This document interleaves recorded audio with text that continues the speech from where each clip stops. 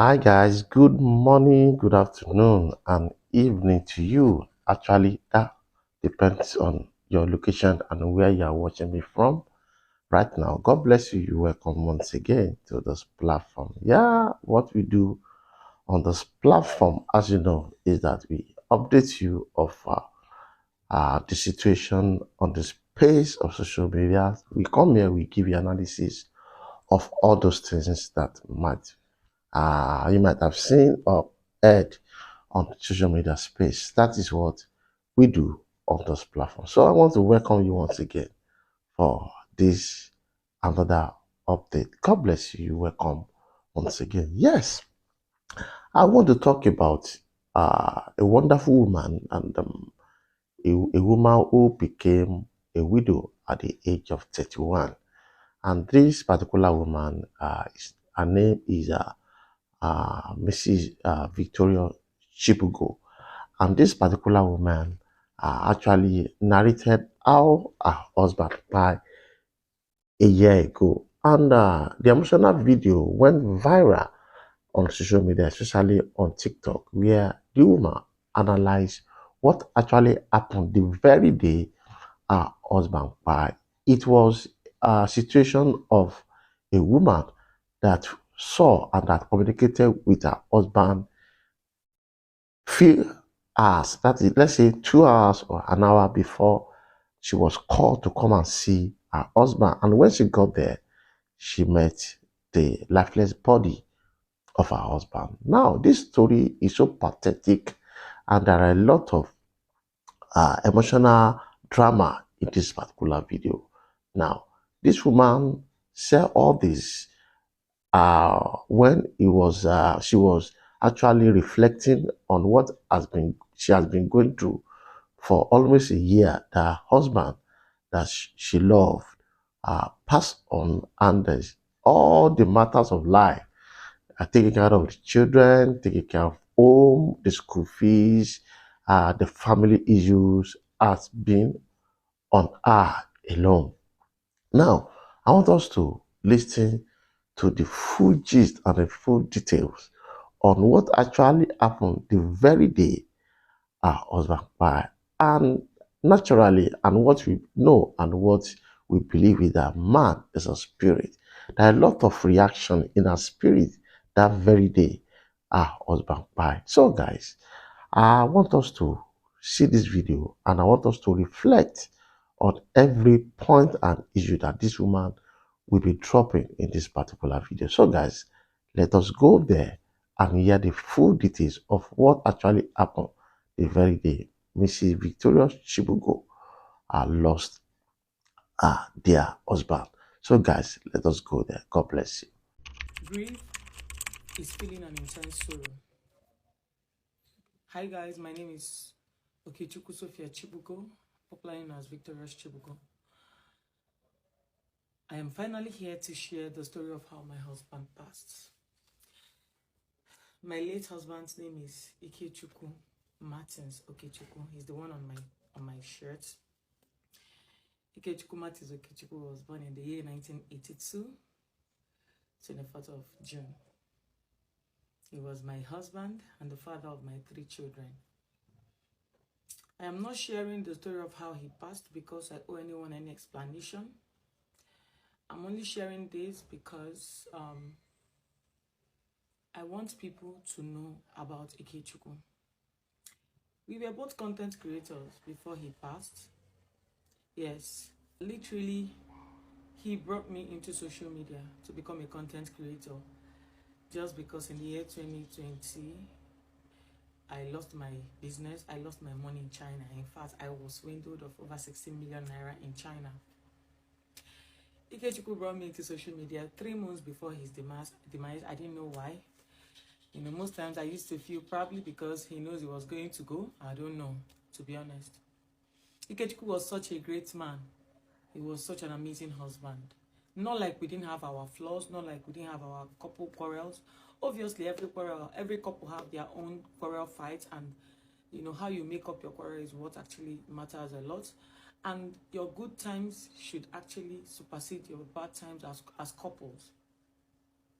He was an amazing dad, an ever-present dad. Like you all know, we have a special needs son. He was there for our special needs son at all times. Always ready to go to the hospital with him, always ready to, find a solution as to, how to help him medically. How to help him medically. Ikechukwu was a random young man who was okay, right? When I met my husband, he told me he had, what's it called? Allergy, right? And it was a severe allergy. The type of allergy my husband had is the type that warrants him to use a Ventolin inhaler. He never mentioned to me that he was asthmatic. The only thing he told me was that he had allergy. One thing about me is that I do not joke with the health of my man. He was never hypertensive, neither did he have sugar, because I was checking all those things at all times. Because obviously I needed him to live long. Neither did I know death was going to take him away from me within this short period of time. We were only married for barely 6 years before he left. And he passed a day after my daughter's birthday. Now, what happened? On the 14th of October, the both of us went to book a cake for our daughter's 3rd birthday, which was supposed to be on the 15th. We went out on that day. He was okay. We did the whole booking. Everything was perfectly okay. Then the next day being 15th, in fact, I'm making this video on the 15th today. By this time, he left the house to go pick up the cake. I'll try as much as I can not to be emotional. I always tell myself that the day I talk about my husband and not cry, then that means I am healing well. Now he left just exactly by this time. It was on a Sunday to go pick up cake for our daughter's birthday. He came home. We celebrated our daughter. We sang for her. Normal thing you do with your children. We wished her a happy birthday and all that stuff. Maybe I'll try and attach the clip here. I don't know. Then he left that same Sunday to go and chill with his guys. Later that Sunday, I called him. When he came back, I was like, let's go out to celebrate our daughter. Let's just have our hangout and all that. Like as if I knew that would be his last time celebrating our daughter's birthday. But he didn't oblige. He said he was tired, that he wanted to rest. I left with the children and I came back. Fast forward on the 16th of October, the next day. Fast forward on the 16th of October, the next day. On that very morning, we went to drop the kids off at school. Yes. And then he took me to go do waybill for some of my customers. Then there was this friend of mine that sent something from Australia that wanted me to go pick it up. They wanted me to go and pick it up from her friend that came into Nigeria. So we're supposed to go that morning, but the person said we should come in the evening of that same 16th. So we went to the bank on that day because we needed to open a joint account. Because when my husband was alive, we were trying to relocate to Canada because of my son, Enzo. So the bank on that Monday was for us to go and do our proof of funds, open a joint account and all those things. We were in the bank for hours on that day. And while I was, running around in the back, I realized that he was sleeping.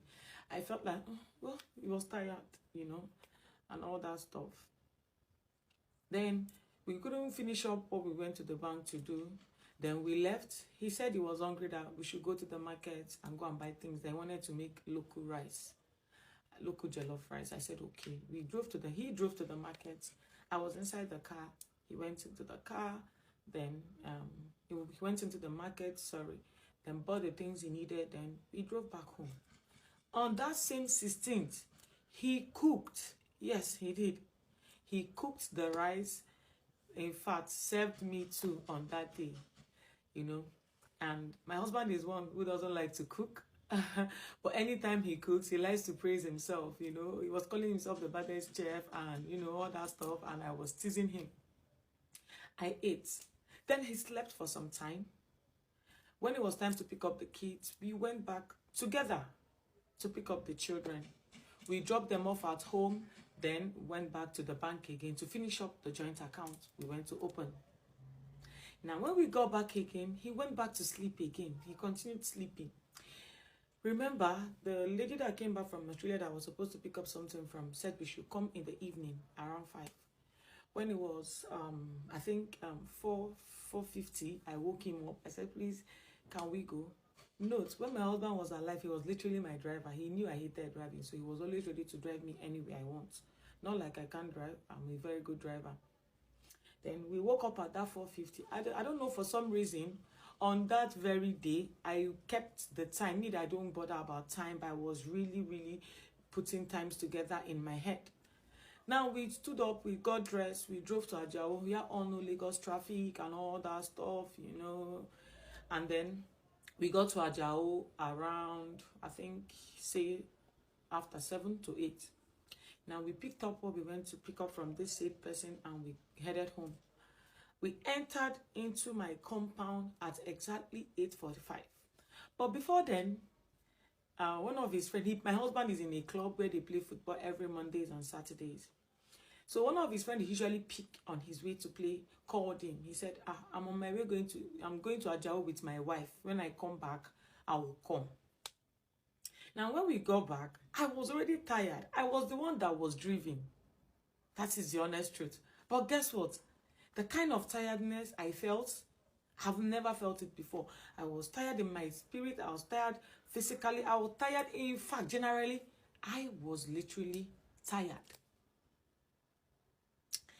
Now, when we entered the compound, I heard him making a call. I am coming, I am coming. He mentioned his friend's name. I am coming right now. I was like, where are you going to? I said, me, I am tired, though. I don't know about you.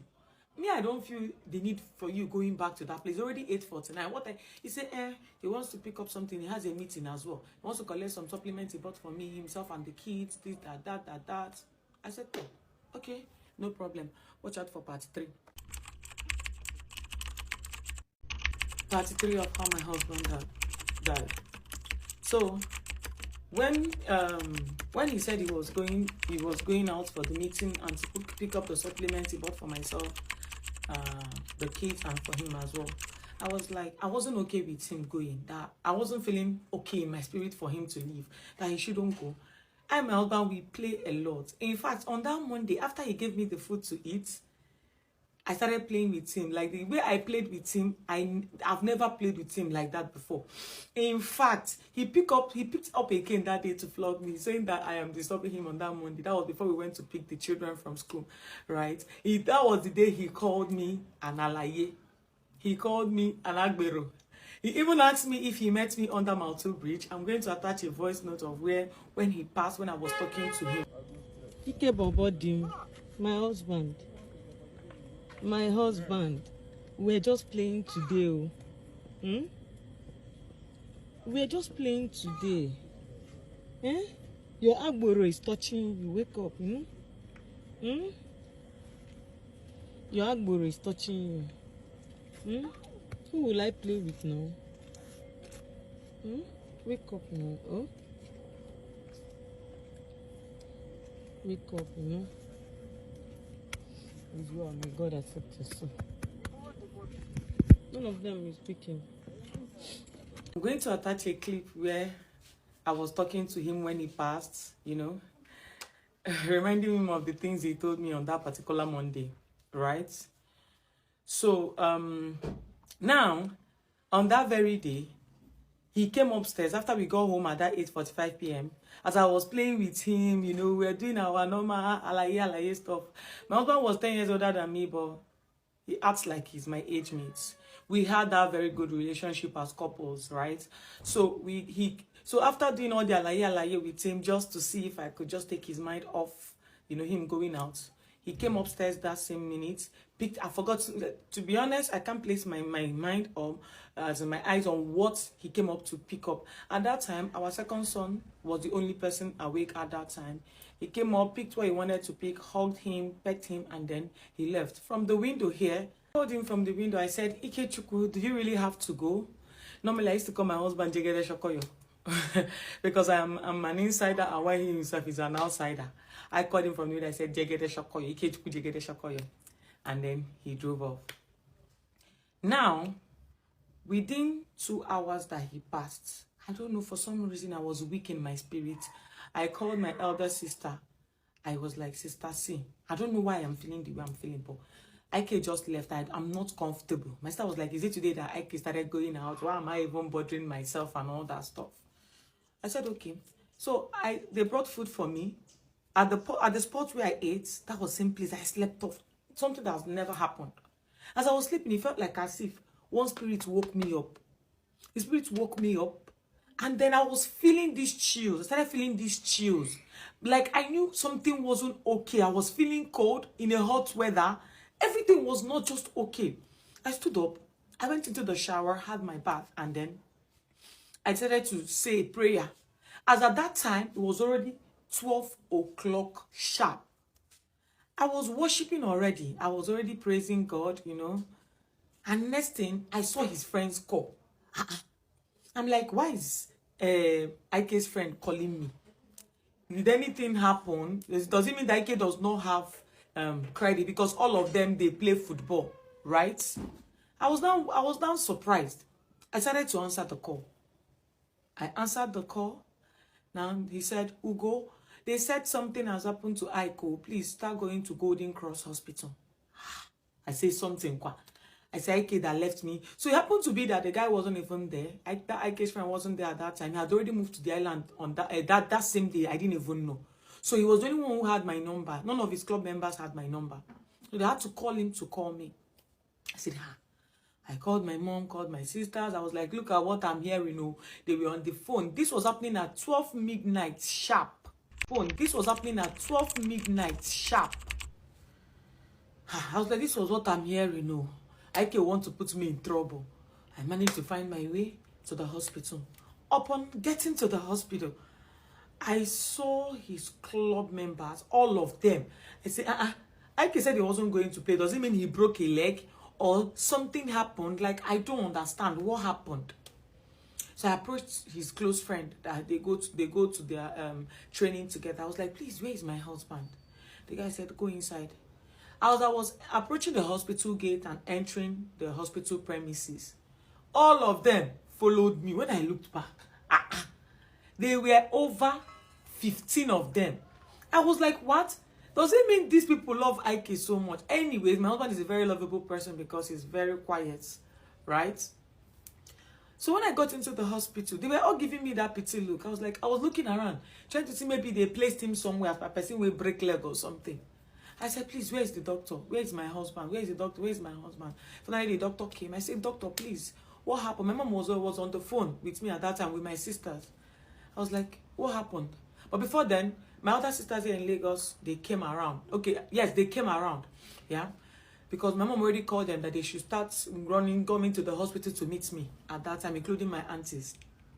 So I was like, where's my husband now? The doctor couldn't speak to me. The man was just giving me that pity look. Because when he saw me, he was like, oh my God, in his mind, this lady is such a young lady. Now, one of my husband's friend now told him, now said, Doc, please tell him what happened. I said, what happened? The doctor said, unfortunately, he was brought in dead. I said, sorry, what did you say? I did not even scream. I did not cry. I smiled. I said, okay. I said, please, where is he? They said, he's in the car. I said, please, can you people lead me to the car? They took me to my car where my husband was lying on his friend's body, lifeless. I went there. I tapped on his body. I called him. I said, babe, I don't know what these people are saying. No. These people are saying that you are dead. Which one is you are dead again? It should be you dropped me at home just 2 hours ago. Which one is you are dead? I'm not understanding. You know? Wake up, please, let's go home. Because I'm not understanding all this. You are dead. How can you be dead now? You just dropped me 2 hours ago. Ikechukwu did not wake up. I saw my husband. Chibugo, please, you don't have to cry. You have fought this for over a year. I said, okay, let's go. You dropped me at home 2 hours ago now. How? Next thing I did was I went to Facebook. I typed streams of joy. Luckily for me, Papa Jerry was on live that very day. I now placed the phone on his chest. Then I went to ask his friends, his team members, what really happened. That Ikechukwu just dropped me off and went to meet you people. What happened? I'm not understanding that the husband who left me, about 2 hours ago, is dead. They said he came and all of them, they were seated, chilling. In fact, I think it was 2 days after somebody shared a video where he was even cracking them up. My husband was a very quiet man, but he was a silent comedian. When he talks, you must laugh, no matter who you are. That he was even, I saw a video where he was even yabbing one of his club members. I'll try to attach the video if I can. And they said after some time, he stood up and went to his car. He didn't come back. After like 30-40 minutes, because he blocked somebody with his car, the person wanted to drive out. So the person went there and saw him like this in the car.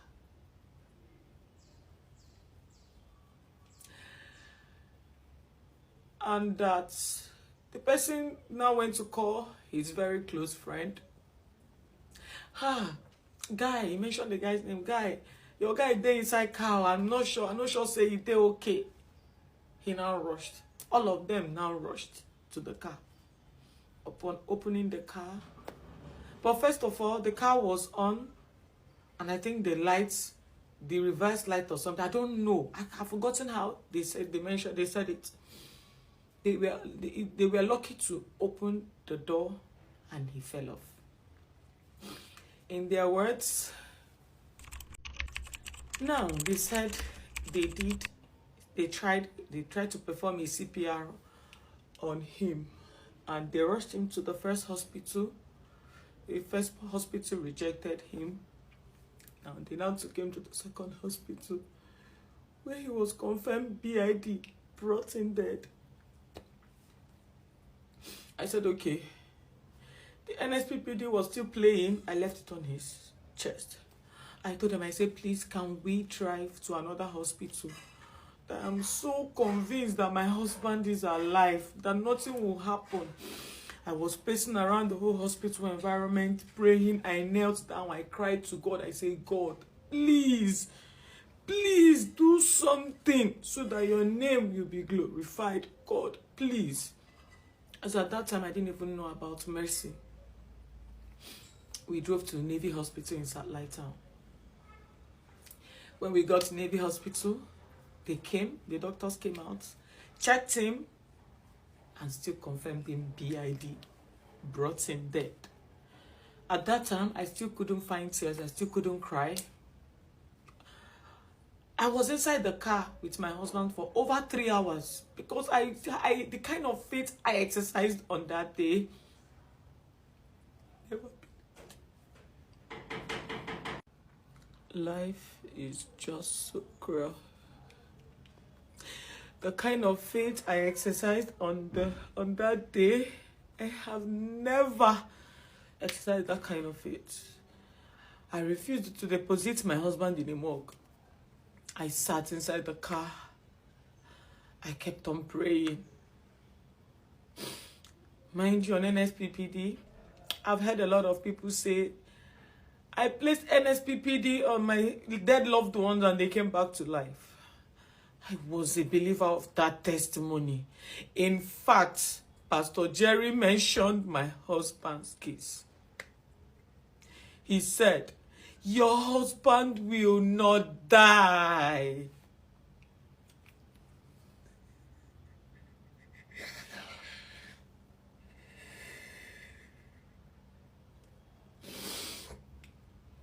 I know I don't have to do this, Kai. He said, your husband will not die. I ran out of the car. I knelt down. I was screaming, amen. His club members were there just staring at me. I kept on waiting. Ikechukwu became cold. He turned cold on me. His legs became stiff. Because Ikechukwu was such a tall guy. He was a 6'3" guy. So we couldn't stretch his leg. We folded his leg in the car. And I was told that they had to break his legs. Oh, God.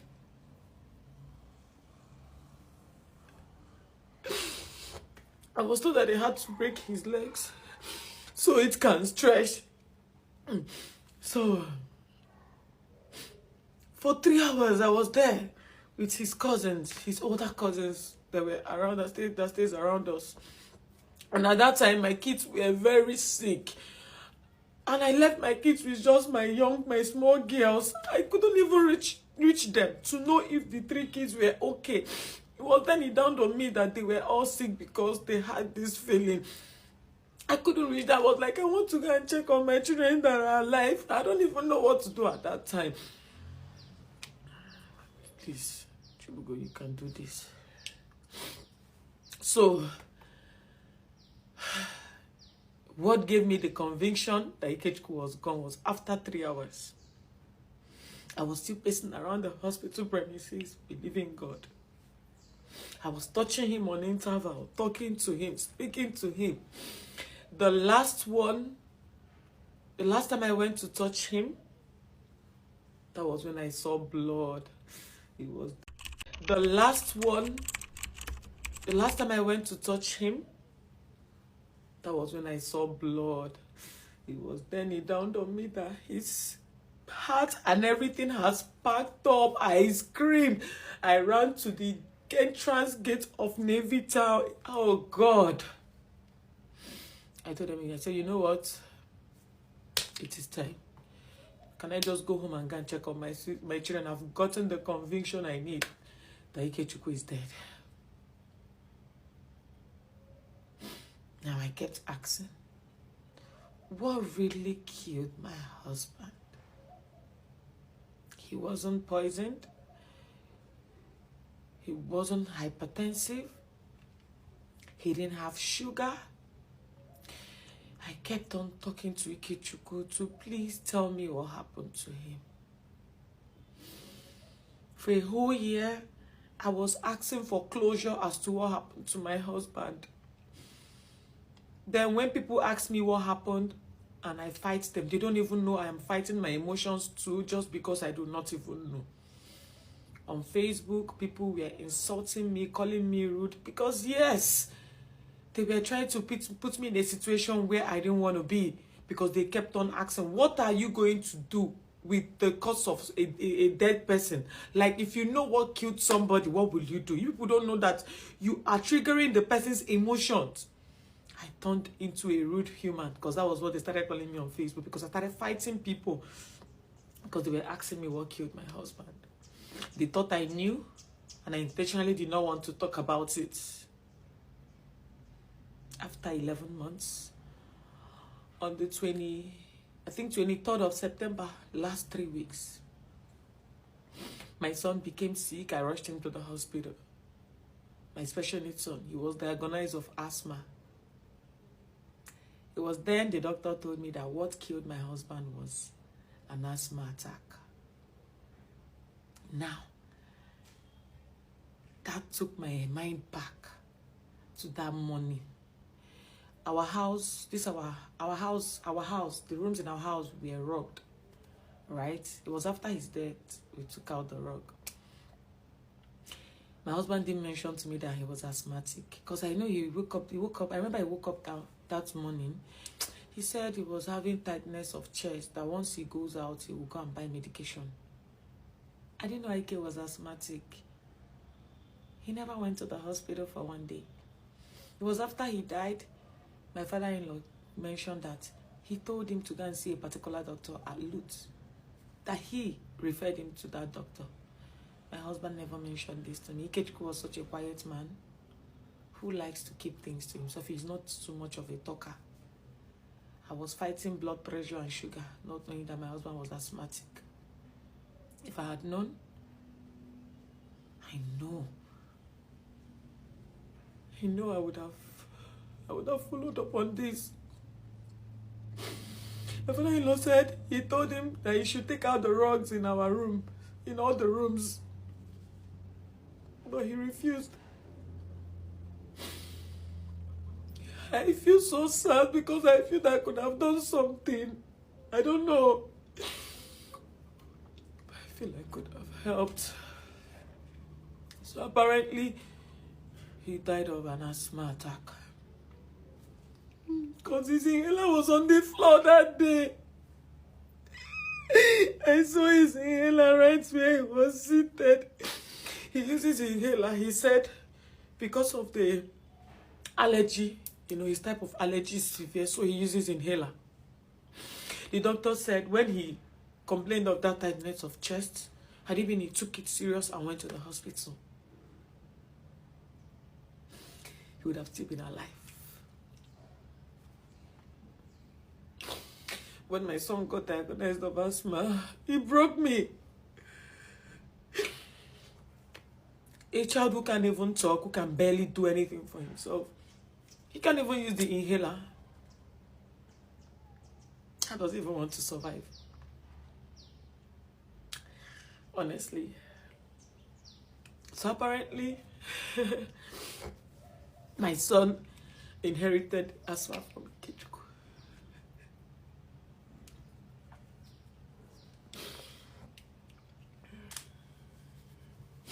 I just hope, all of this internet space will learn to be kind with your words. People are fighting a lot of things.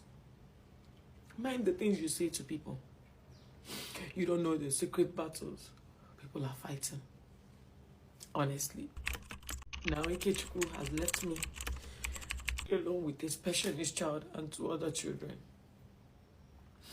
Being in this journey of widowhood has taught me a lot of things.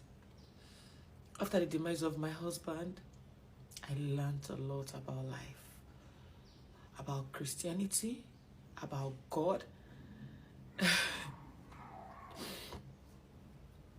caring for 3 children all by myself,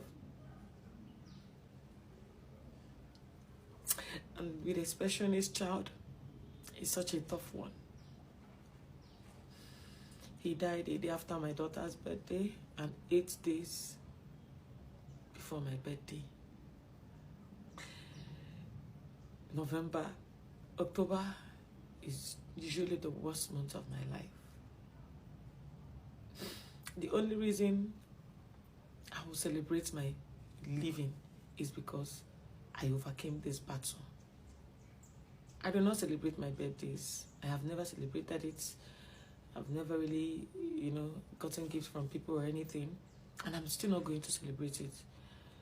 The only thing I want to do on that day is to go to the motherless babies and feed them. 1 year in this journey of widowhood, and I've done a lot for my fellow widows who has been in this journey before me. And my prayer is that God will continue to give me the strength to keep pushing.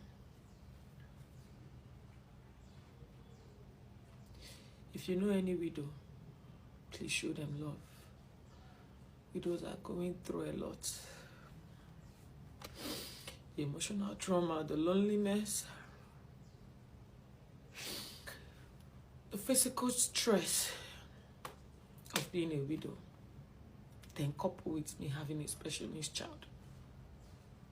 Since my husband passed, my son has been falling sick. My special needs child has been falling sick in and out because he was so attached to my husband. For over 1 year now, I've been going in and out of the hospital with him. I've been embodying this alone, without him. All I want for you people as my birthday is coming up is to pray for me. That God will continue to keep me alive in good health since I'm the only parent these children have. Anytime I go out and come back, I always see the excitement on their faces because I'm the only one they know right now.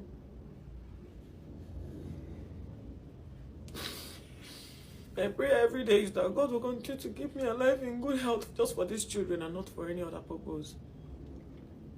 For these children. Because if anything happens to me, they become orphans. I will never forgive myself. Never. Who wants to take care of Enzo if anything happens to me? Who wants to? Nobody. You are the only one that can take care of your children in the best way that you can. Forget sisters, forget family. Nobody can love your children like you do. Nobody can tolerate them like you do. So please, biggest birthday gift I want now is for God to give me long life in good health. So I will live to watch these children grow and become something in life. Thank you all.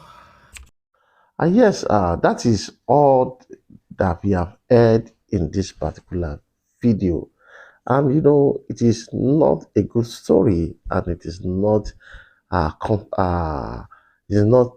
something that is easy for a woman at that very young age, being alone, lost a very good husband. You will discover from the story that this woman and her husband, they are very good friends. And she even said, even creating a content was the idea of her husband, that her husband taught her about that. And see, that is what she's doing now. So we have seen a story of a woman and a man that are very close to each other, but uh, death, death has put asunder between two of them. So that is like, and one thing I discover in what this woman actually saying is that the love that she had for her husband was so deep.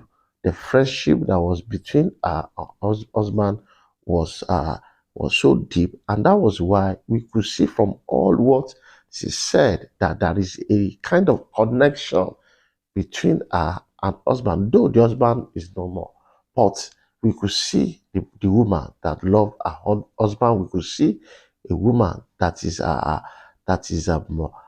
had passion for her husband. But from all what she has said, it means that this woman actually need help. She actually need comfort. She actually need our prayer. So we just pray that God will uphold her and the children. God will just give us strength to take care of the children, and the helper will rise up for her. And another issue that I want us to talk about on this particular matter is that let us be conscious of our health.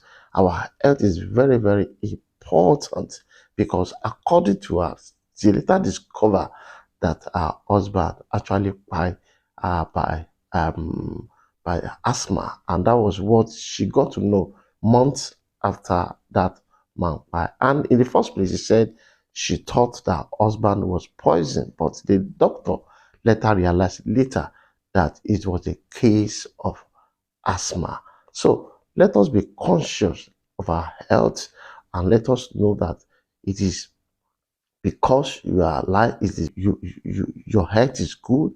That is why you'll be able to jump from one place to the other.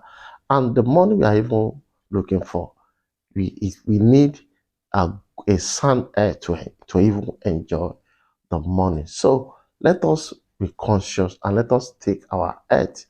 Let us take it with a good hand. Let us be intentional about what goes in and into our body, and what and how we treat ourselves. It is very, very important. Love yourself and love yourself first. Do whatever you need to do about your health before you begin to jump from one place to the other. So our health is critical. Our health is very, very important. That is the vehicle.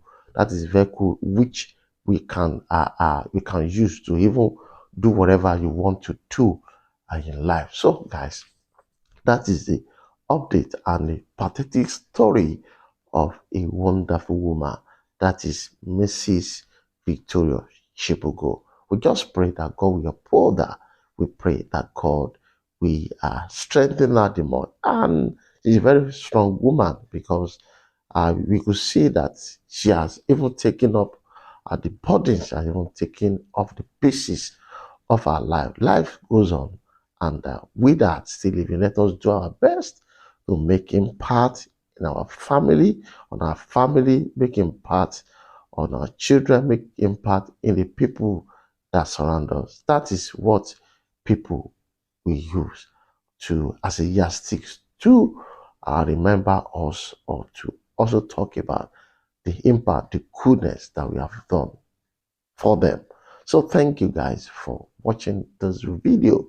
If today is your first time of joining me here, please kindly subscribe to our channel and make sure you on your notification button